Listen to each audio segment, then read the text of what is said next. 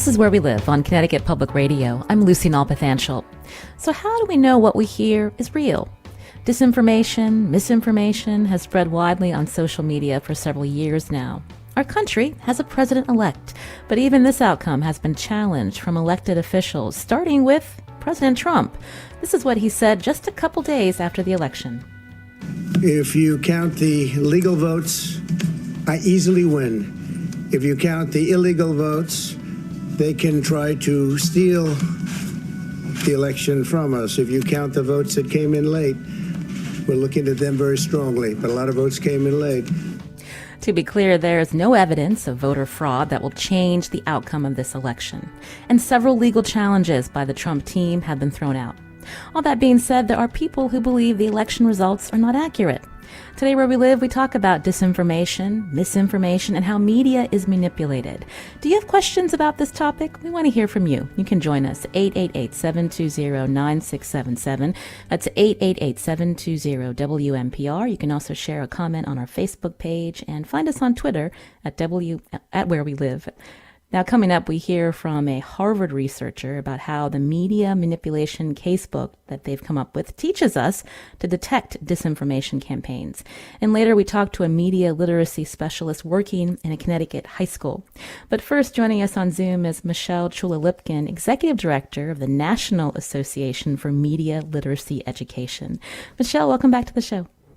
Thank you so much for having me and for talking about this important topic. So when we talk about media literacy, can you break it down for us?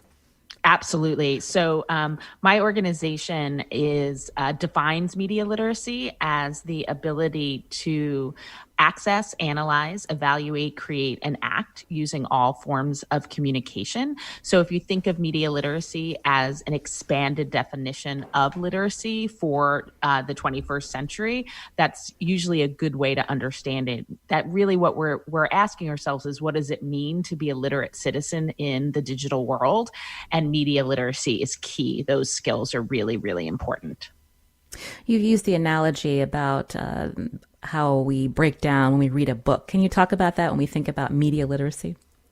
Well, sure. I think that people who want to understand media literacy should really look in that context of traditional literacy. And because this is the question that we get, like, well, how do you teach media literacy? How do you instill those skills? And I know we're going to be talking later about that also. But if you think about the way, like if you go back into your memory and you think about the way you broke down a book in English class, right? When we were in high school or middle school, and you really you didn't just read the book and then do kind of a review of whether you liked it or not, right? There's an analysis that happens. You have teachers that are guiding you through the themes of the book, the intent of the author's voice, who the book was made for. You're looking at different characters. You might have, lessons that say, create a chapter from a different point of view. Like you're breaking it down, right? You're really decoding the text. Well, we need to be doing that with all media content, whether it's an advertisement, whether it's a YouTube video, whether it's a news show, right? We need to be breaking it down and decoding it just like we do with traditional text in a kind of traditional English or history classroom. I'm glad you brought up all media content, Michelle, because when we think about media, the first thing that comes to mind often is mainstream media when you're listening to something, whether it's on NPR or reading your local newspaper online, but you're also talking about social media and even advertisements, as you said.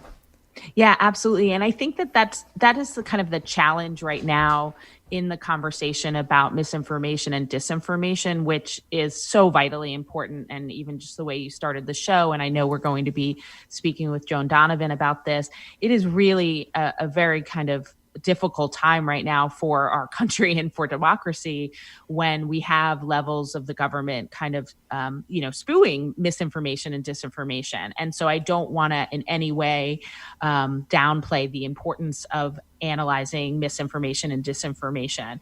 But I do think that we need to be really careful about equating media literacy education just with combating misinformation and disinformation, because media literacy is much broader than that. And if you think about ideal world where, all the social media platforms are able to kind of eliminate misinformation and disinformation from our information landscapes, we would still need media literacy education. There's still an incredible amount of just plain old information out there that needs to be analyzed and evaluated. And that, like I said before, it can be advertising, it can be YouTube videos, it can be your social media feed. So it's really important that we do address the issues of misinformation and disinformation. Of course, that's vitally important to democracy, but we also need to think about media literacy in a broader way so that we don't always just, you asked a question about, or you said something in your open about whether it's real or not. And I find that such an interesting framing of information, because I think it's really important to make sure that we're training ourselves not just about whether something is real or fake or fiction or fact. We have to really look at the gray area of information, and that there's bias that needs to be analyzed. There's perspective that needs to be analyzed. There's, who made it? How was it constructed? Who paid for it? All of these questions that go beyond just simply, is this true or not? So I think that's kind of the balance that, while we focus so much on misinformation and disinformation and the importance of combating that, we also need to look broadly at media literacy skills. That's an interesting perspective that you bring, Michelle. I think the reason, that especially when I think about working in the media and when we think about all the things that President Trump has said and done over the last 3 years or so, so much of this has been on the focus of what is real and what is not fake news and what is fake news. And so I wonder if you could talk a little bit more. Often you've said disinformation and misinformation. What are the differences?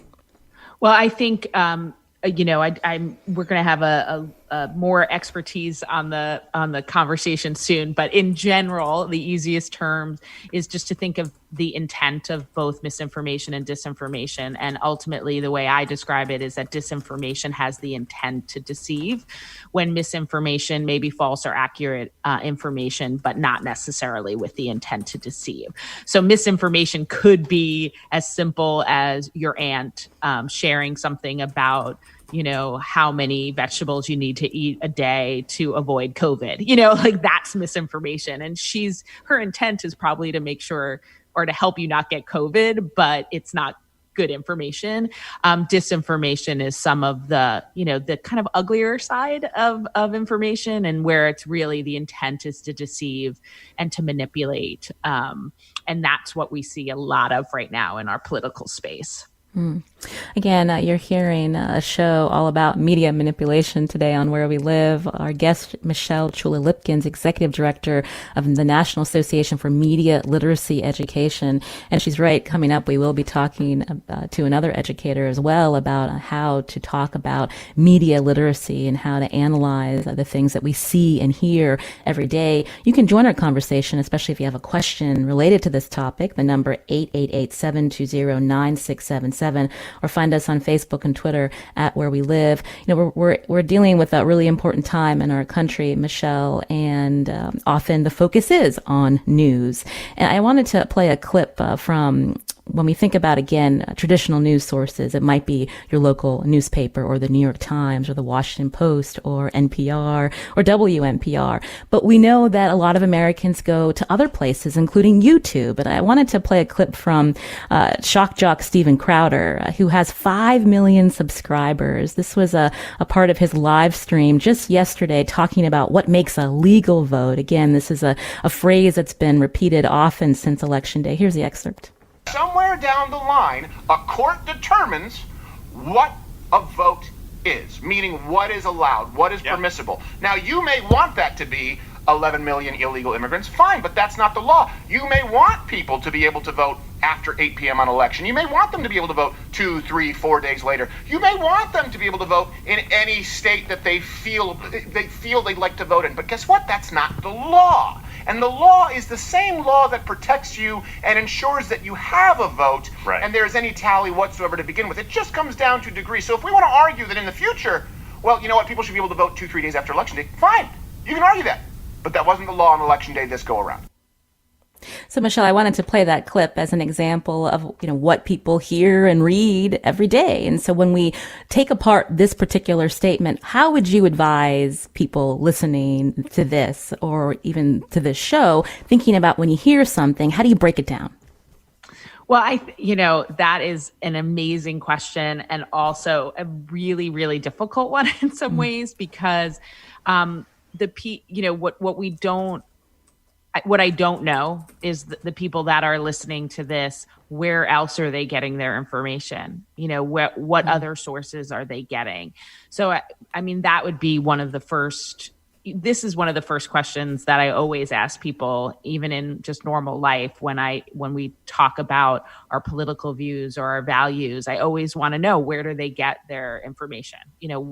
What path are they getting the information? And I don't think we ask that enough, especially in political conversations. But that's beside the point.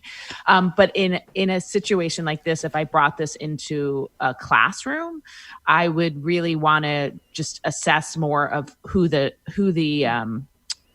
newscast, quote unquote, newscaster is. What is the show? What is the show about?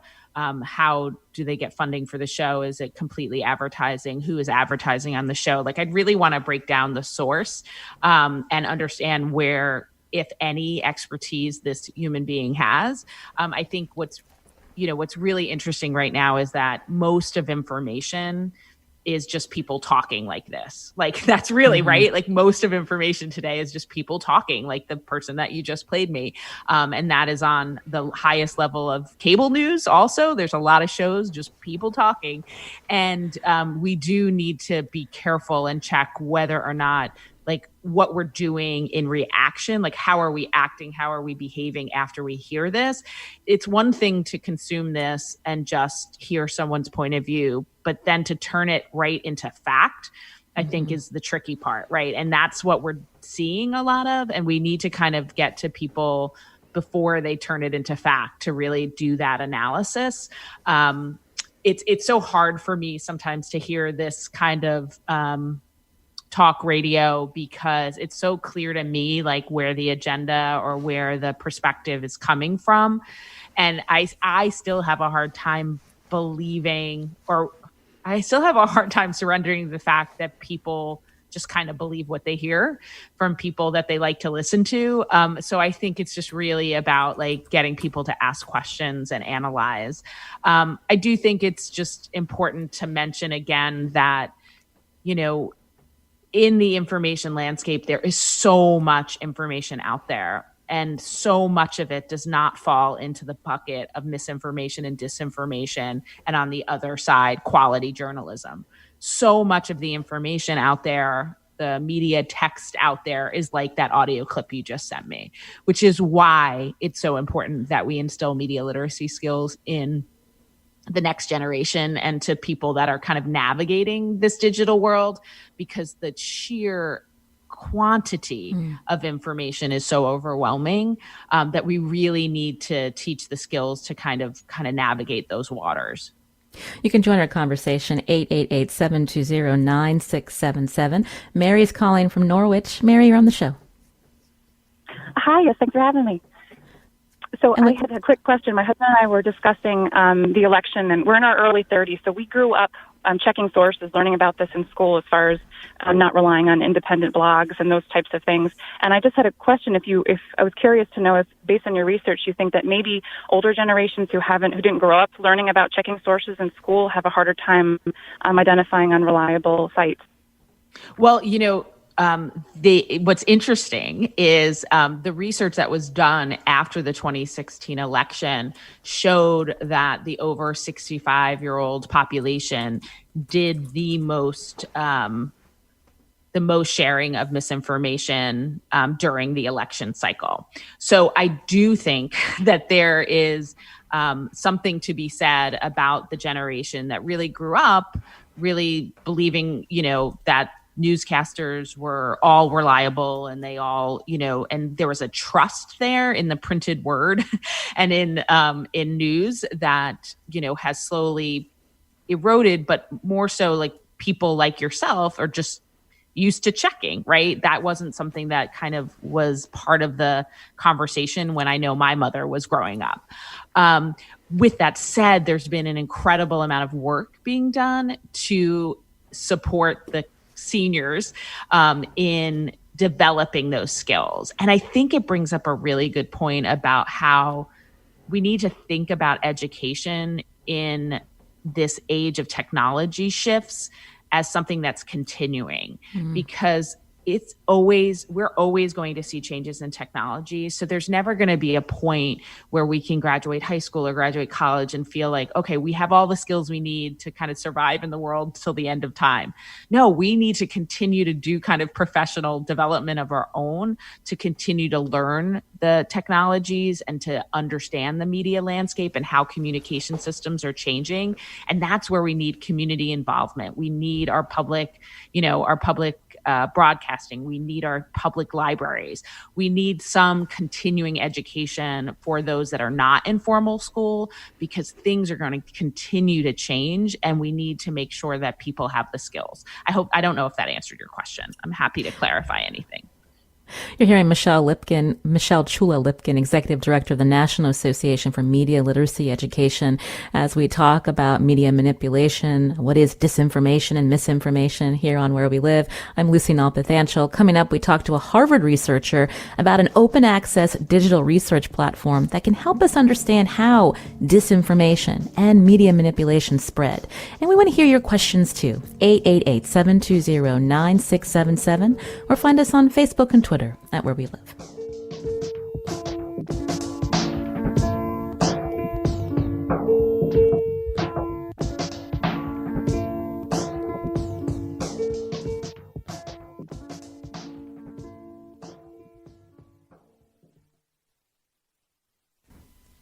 This is Where We Live on Connecticut Public Radio. I'm Lucy Nalpathanchel. Today we're talking about misinformation in a week full of falsehoods. How can we better understand misinformation campaigns? We're in luck because there's a media manipulation casebook by the Shorenstein Center on Media, Politics, and Public Policy at Harvard's Kennedy School. We'll tweet out a link at Where We Live. Joining us now is Dr. Joan Donovan, who's the research director of this center at Harvard.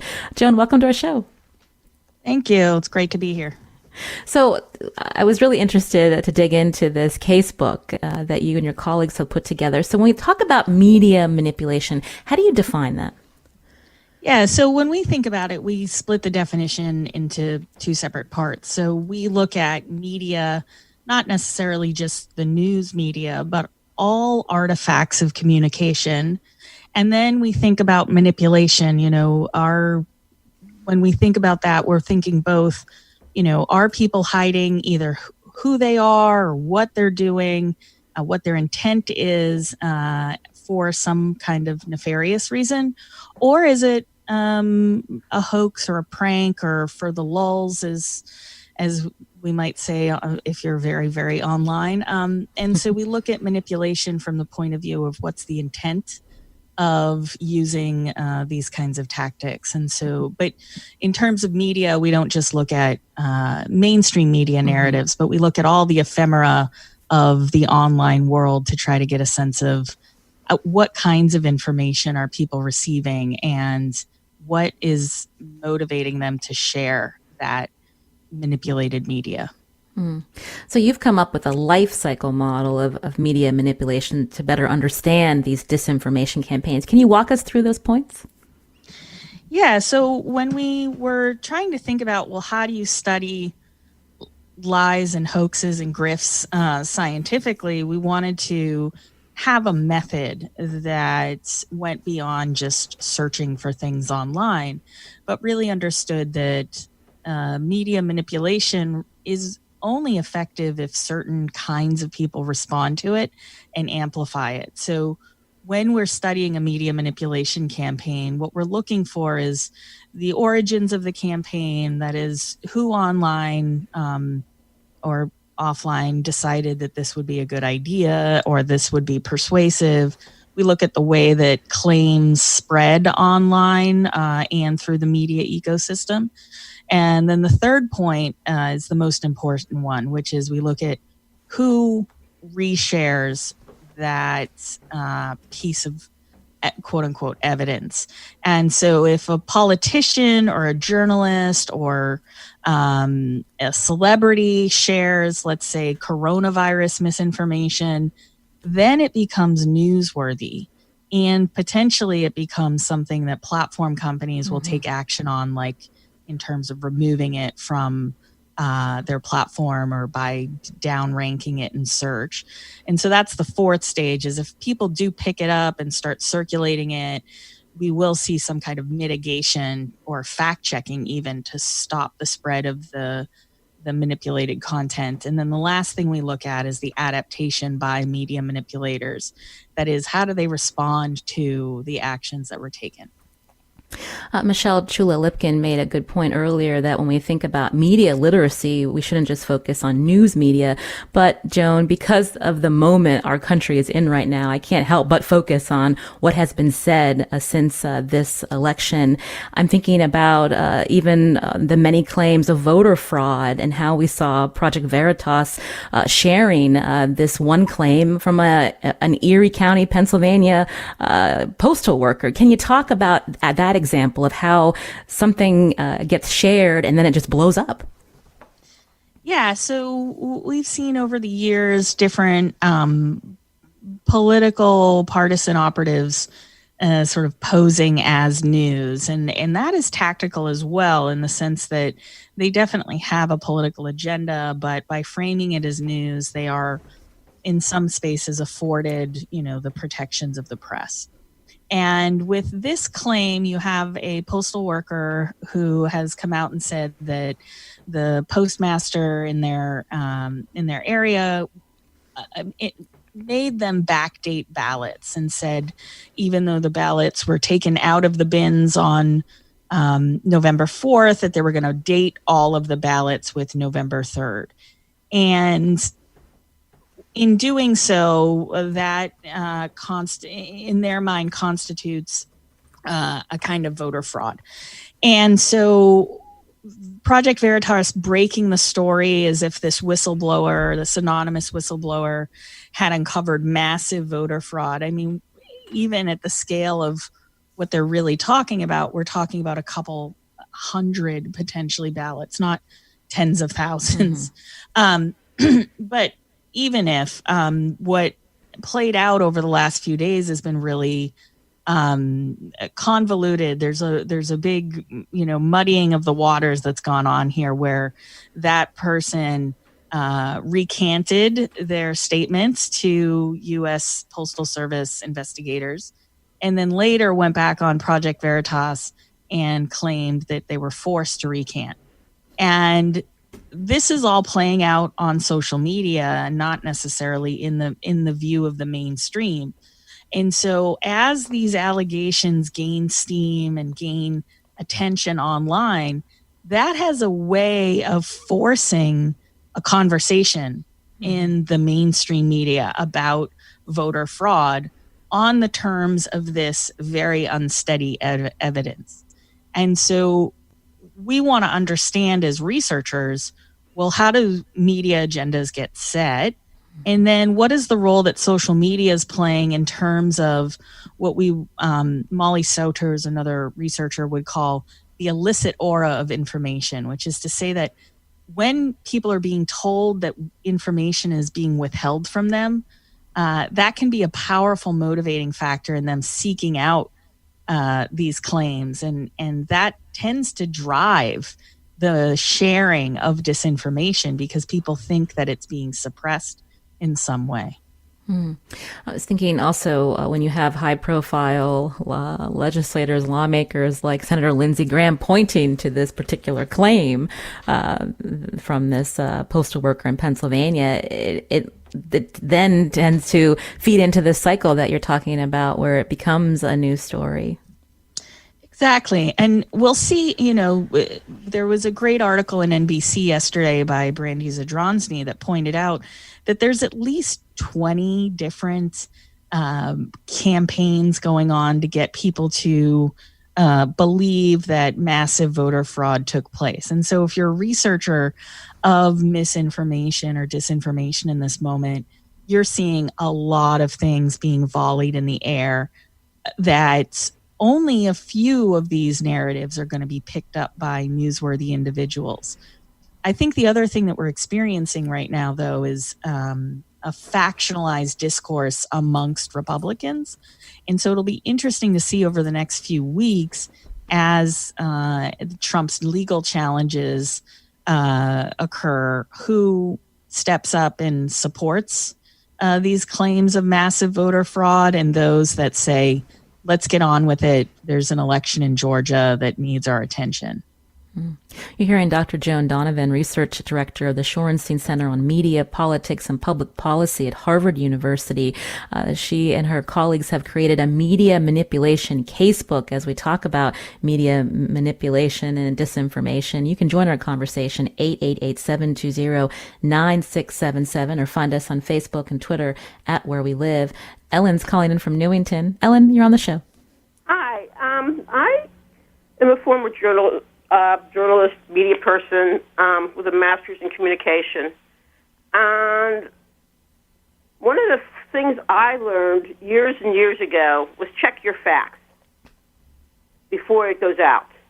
And I've seen people's heads roll if their facts weren't correct. And nowadays, even people getting their information from these sources that are, just made up. Some of them are just made up.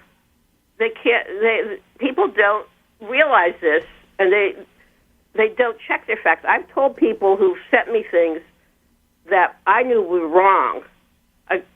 I would go to Scopes? Snopes. I think it is the website to check to check their information, and then or Snopes, I think it was. Yes. I would say to them, look at this. I send them the email back. You better check this. Look at this. You shouldn't be sending this out to everybody. And some of my friends said, thank me. Some of them I never heard from again. And frankly, if they're going to send out misinformation, you just don't do that. It's like a game that the kids used to play. With you pass a secret, and it ends up being different from at the end of the line. Well, thank you, Ellen, for calling in. Joan Donovan, I wanted to go back to you because when we think about who the media manipulation casebook is for, and we think about how journalists and others can learn about these different strategies and the consequences of misinformation, can you talk about that? Yeah, and I think the last caller's right in the sense that, this information is presented in a way that is meant to trick you. Right? It's not the case that people are massively deluded. It's designed to look like news. It's using all the signals that would help us think that there is evidence at play. But once you start to dig into what that evidence actually is, you realize, oh, wait, that's a video from 2 years ago. Or that's a picture that has been reused half a dozen times, or this is a narrative that we've seen thrown into, the online social media half a dozen other times before it's stuck this one time. And so our manipulation casebook is a way for journalists, researchers, people who are interested in the public, policymakers, to understand what these patterns are and what these tactics are. And I'll give you an example of something very simple, which is we all need to use keywords to access information online. And depending upon which platform you're on, be it Google or YouTube or, Facebook, you're going to get different search returns for the same keywords. And for a while, I was looking at Trump 2020, which you think would lead you back to pages put together by Trump or the Trump campaign and donation sites. But what I found was on many of these platforms, Trump 2020 was full of grift, full of impersonation, and full of essentially claims that they were either selling merch or, hats and T-shirts on behalf of the campaign when there was no real relationship with the campaign. And so a tactic like that, which we call keyword squatting, is something that helps us understand why the media environment or why the search environment is so difficult to wade through just as a regular old person that's seeking information. And that, to us, is the purpose of the casebook, is to elucidate these tactics so that people are working with a common vocabulary and a common understanding of how media manipulation works in practice. And from there, mitigating strategies, Joan, like what are the consequences for the people who are sharing this kind of disinformation and misinformation? It's a really good question, because right now it seems like there are no consequences. For years, this field was, lots of researchers and journalists pointing out to platform companies all the failures of content moderation. In this moment where there is real business and reputational risk to platform companies getting it wrong, we've seen a lot more willingness to mitigate misinformation as it's happening. So over the last week, we've seen Twitter, Facebook, and YouTube take action on Steve Bannon's accounts, who was in 2016 part of the Trump administration. Before that was at Breitbart. He had launched a podcast where he threatened violence against Fauci and the FBI, Chris Wray, and he lost his accounts. We've also seen other kinds of mitigation related to taking down groups that are spreading misinformation, political misinformation and medical misinformation on Facebook. These private groups are a significant vector in which people start to discuss misinformation and then discuss what they might do about it in terms of either public protest or calling election officials in order to report voter fraud that they actually didn't witness, but they heard about online, for instance. So there's all these ways in which platform companies have stepped in and started to mitigate against media manipulation, misinformation in this moment. But I think the broad concern that I have about this moment is the pace at which we are seeing platform companies take action is still too slow. And so these things media manipulation campaigns still are gaining traction. They're still convincing people that it's important to go, protest at these these ballot collection and counting centers. And so when misinformation mobilizes and we haven't had strong mitigation against it, we end up seeing other people paying the price for it, which in this case is either law enforcement or journalists or in the bigger sense, even the transition team for the Biden-Harris administration, who actually have to be really careful about what they say in public about voter fraud at this stage, because any attention from them can also trigger another wave of misinformation online. Jerry's calling in from Wyndham. Jerry, what's your question?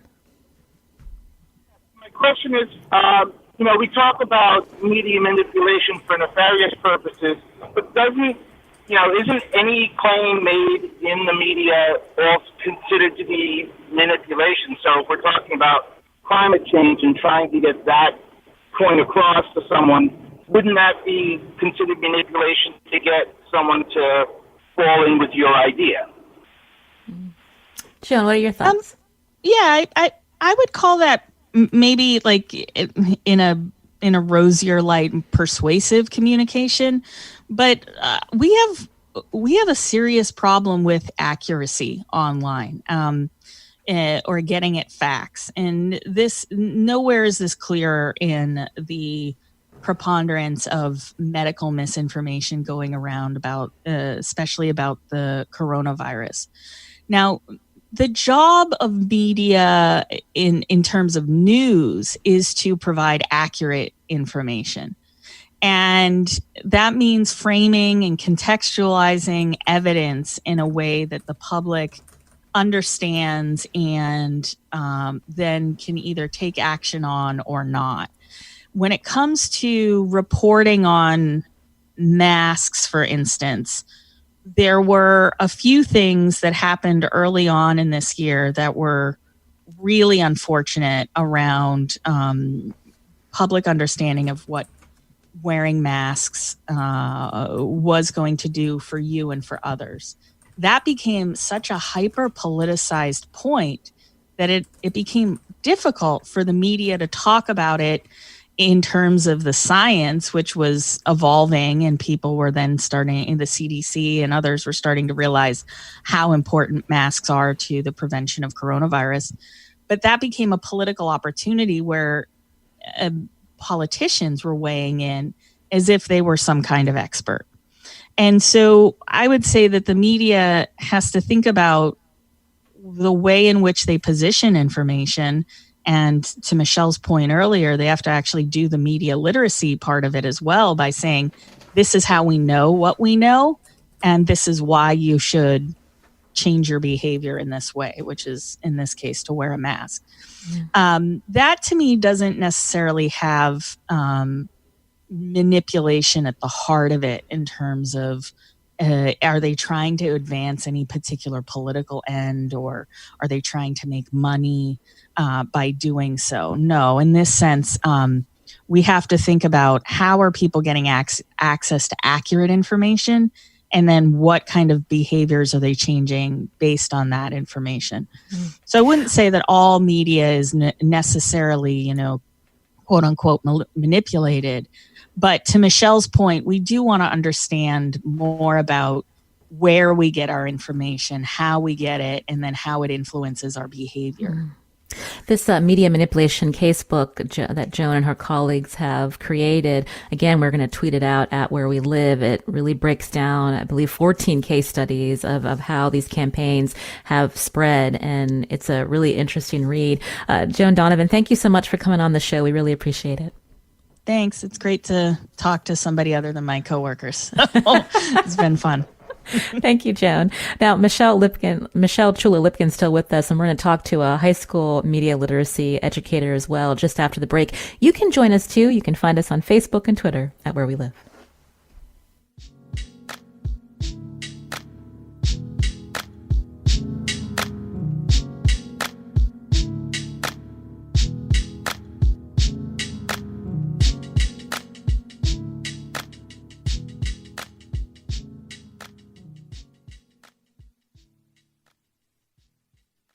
This is Where We Live on Connecticut Public Radio. I'm Lucy Nalpathanchel. With us on Zoom, Michelle Chula-Lipkin, Executive Director of the National Association for Media Literacy Education, as we talk about disinformation and misinformation.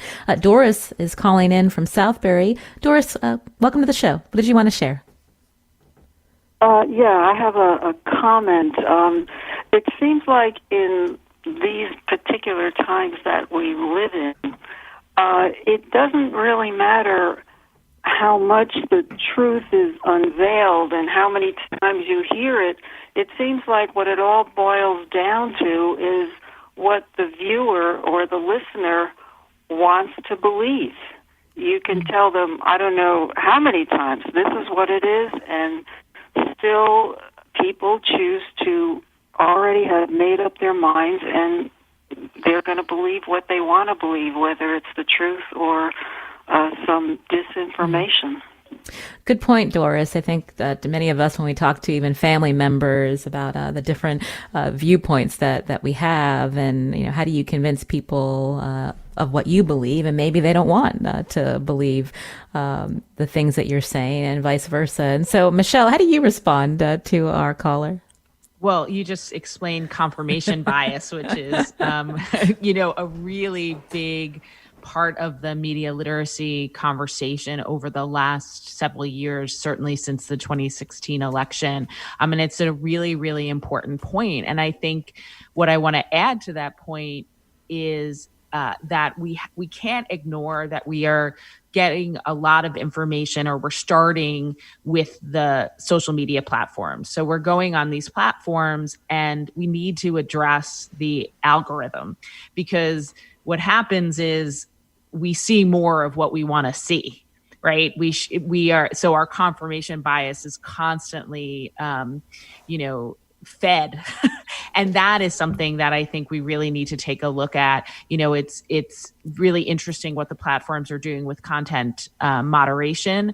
But if we don't address the core of the algorithm, where you have just this pattern of information being fed to you that the algorithm knows you want to see, it is going to be very, very hard to break that confirmation bias kind of cycle. And I think it's a really, really important point. And it's not even this is what it seems like. It's been proven that people believe what they want to believe. And so I think that's why sometimes we need to focus, even if we think about the election disinformation, what I really want to see is a new campaign about the facts about voting, rather than focusing on combating the misinformation, let's just continue to share the facts.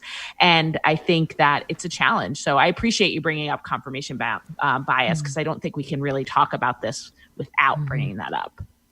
We have another media literacy educator with us, Dr. Belina Diabru, who works with Branford Public Schools. Belina, welcome to the show. Hi, thank you for having me. One of my colleagues said teaching young people about media literacy is easy. It's the adults you have to worry about. But you do work with young people. And so how do you approach this subject with them? Well, it's interesting that they said that, because I think that it depends. And really, it has to do more with the way in which, a teenage brain is versus an adult brain and so forth, but also how information is being distributed to them. It's interesting because a lot of the conversation has been about news stations and news environments and so forth, but students are primarily getting their information from their social networks. Right now, their three primary choices would be Instagram, Snapchat, and TikTok. And so when we look at how misinformation and disinformation is coming to students, we actually have to look at it on a more personal level with them, because they're not looking at the news media the way adults are looking at the news media. They're not looking at things in the same vantage point. They're very much looking at it how it personally affects them.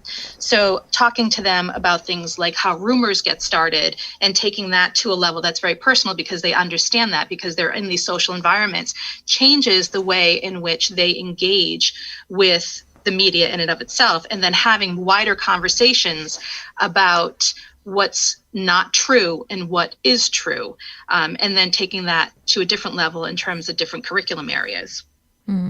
Because we just finished up an election, and I'm just curious how these conversations in your classroom happen related to what they are seeing in current events.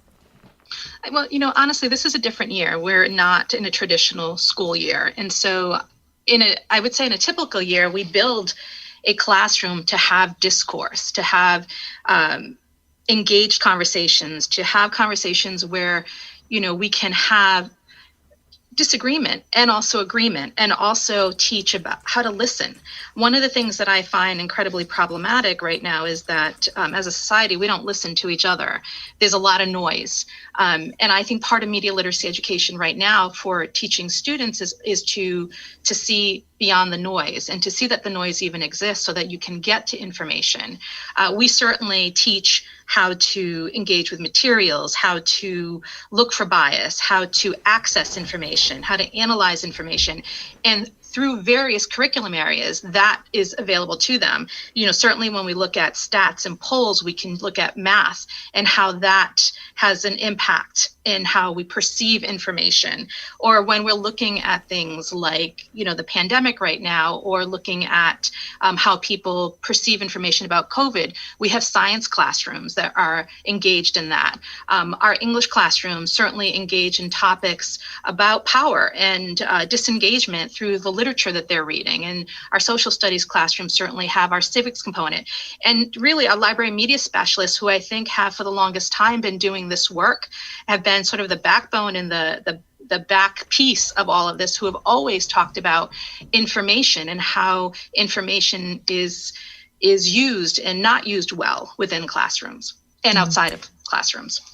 Chris is calling in from Weathersfield. Chris, we just have a few minutes. Go ahead. Oh, doesn't look like Chris is there, but I do still see the question she wanted to ask, and that's throughout history there have been people who, quote, drink the Kool-Aid. What do we do about this issue? Michelle Chula-Lipkin, that might be a question for you. Ooh, that's a tough one. Yeah, I think there is always going to be a percentage of the population that believes what they're going to believe and doesn't really want to debate and do all of those skill building exercises that Belita just explained. And I don't think our efforts, not that I want to ignore that population, but I think that there are the 75% of the country and the society that really wants to be educated around the information and has the intent to understand information. And so we have to, focus there. I mean, if you look at, I am always amazed that, Richard Nixon was, proven to be a criminal and still he had a 25% approval rating, right? So, there's always going to be that. And I think that we could spend a lot of time there, but I much prefer spending time with the receptive folks and people that really are eager to learn and to grow their skill base. Can I piggyback on that though? And also, yes, quickly, Belina. Sure. I'm just going to add that it's really important to note that viewpoint and point of view is incredibly big piece of this conversation, because when I heard that question, I wanted to say, well, what is the Kool-Aid? Because one Kool-Aid for one person looks very different for another person. And I think that's part of what the work of media literacy is about, is actually being able to deconstruct what that looks like and how it is that, it was termed that, and how we can change conversations so we can have those conversations. That's a good point. And especially, Michelle, you'd also said that these are skills that we need to build. And so it's good to hear that young people in middle and high school are learning media literacy, but it's something all of us need to work on. I just want to mention that there's another resource through Connecticut Public called Think Along. Thinkalong.org is a resource for educators and students in our state to learn more about media literacy. But I want to thank Dr. Belina Diabru for joining us, media literacy educator at Branford Public Schools, and Michelle Chula-Lipkin, Executive Director of the National Association for Media Literacy Education. It's a conversation that we should keep having. So I thank you both for your time today. Thank you for having us. Today's show produced by Tess Terrible. On the phones today, Carmen Baskoff. Our technical producer is Kat Pastor. Tomorrow we're going to talk about a very serious issue in our state. Just last month, Connecticut lost 4 young people to suicide, leading Connecticut's child advocate to issue a public health alert. Tomorrow we're going to talk about the unique mental health challenges that young people are facing during this pandemic and how can adults better support them. That conversation tomorrow. I'm Lucy Nalpathanchel. Thanks for listening.